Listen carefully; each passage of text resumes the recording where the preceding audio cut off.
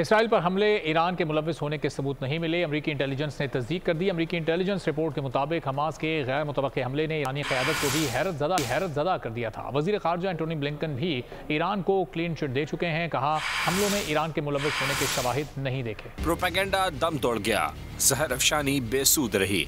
Israel पर हमले में ईरान के मुलविस होने का सबूत नहीं मिला। अमरीकी इंटेलिजेंस ने रिपोर्ट में क्लीन चिट दे दी। ईरान के खिलाफ प्रोपेगेंडा अमरीकी मीडिया से किया गया। दावा किया गया हमास के हमलों में ईरान मुलविस हो सकता है।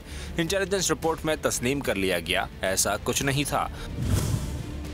हमास के गैर मुतवक्के हमले ने ईरानी क़यादत को भी हैरत ज़दा कर दिया था। अमरीकी वज़ीर ख़ारजा एंटोनी ब्लिंकन भी ईरान को क्लीन चिट दे चुके हैं। उनका कहना है, हमलों में ईरान के मुलविस होने के शवाहिद नहीं दिखे। हमास का हमला सऊदी इसराइल ताल्लुकात में खलल डालने के लिए हो सकता है।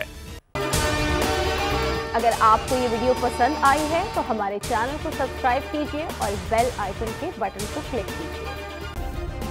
सब्सक्राइब करें और बेल दबाएं ताकि कोई खबर रह न जाए।